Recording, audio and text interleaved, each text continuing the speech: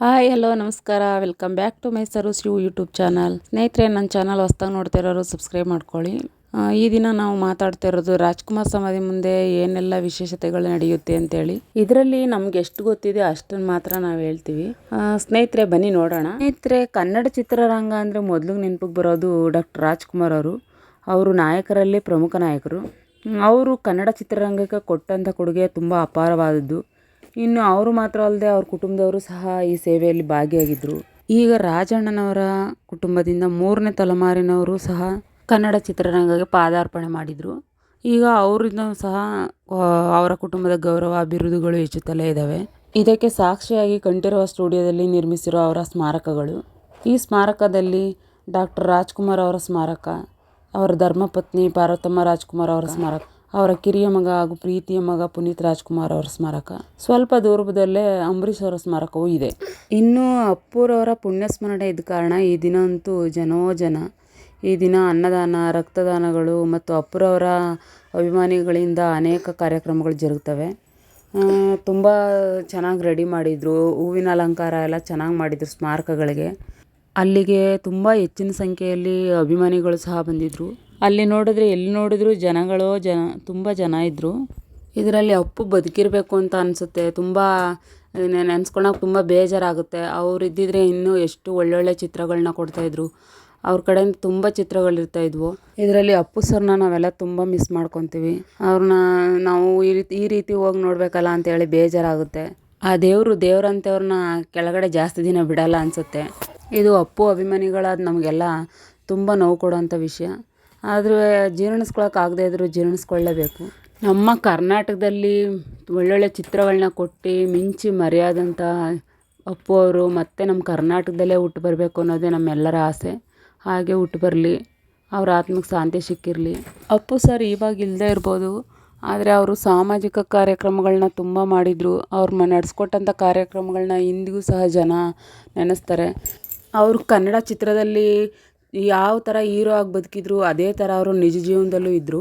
ಅವರು ನಿಜ ಜೀವನದಲ್ಲೂ ಸಹ ಯಾರಿಗೂ ಗೊತ್ತಿಲ್ಲದಂಗೆ ತುಂಬ ಹೆಲ್ಪ್ ಮಾಡಿದ್ದಾರೆ. ತುಂಬ ಜನಗಳಿಗೆ ಸಹಾಯ ಆಗೋ ರೀತಿ ನಡ್ಕೊಂಡಿದ್ದಾರೆ. ಅವರು ಮಾಡಿದಂಥ ಸಹಾಯನ ಯಾರಿಗೂ ಹೇಳ್ಕೊಂಡು ಪಬ್ಲಿಸಿಟಿ ತಗೊಂಡಿಲ್ಲ.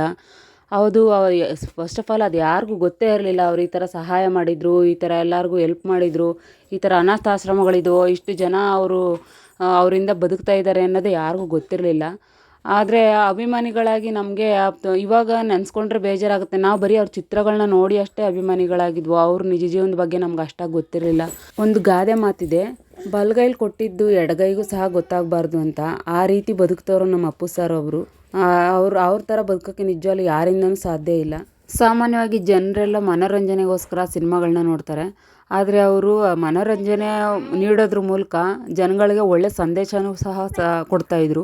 ಈ ರೀತಿ ಇರಬೇಕು, ಸಮಾಜದಲ್ಲಿ ಈ ರೀತಿ ಬದುಕಬೇಕು ಅನ್ನೋ ಸಂದೇಶನೂ ಸಹ ಕೊಟ್ಟಿದ್ರು. ಅದು ಅವ್ರ ತಂದೆಯವರಿಂದ ಬಂದು ಬಳುವಳಿ ಅನಿಸುತ್ತೆ.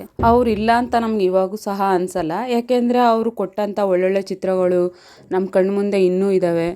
ಅವರ ಪುಣ್ಯಸ್ಮರಣೆ ಬಂದಾಗ ಅಷ್ಟೇ ಅವರು ನಮ್ಮನ್ನು ಬಿಟ್ಟೋಗಿದ್ದಾರೆ, ನಮ್ಮನ್ನು ಅಗಲಿದ್ದಾರೆ ಅಂತ ನೆನಪು ಬರೋದು. ಮಿಕ್ಕಿದ ಟೈಮೆಲ್ಲ ನಮಗೆ ಅವರಿದ್ದಾರೆ ಅನ್ನೋ ಭಾವನೆನೇ ನಮಗಿರುತ್ತೆ.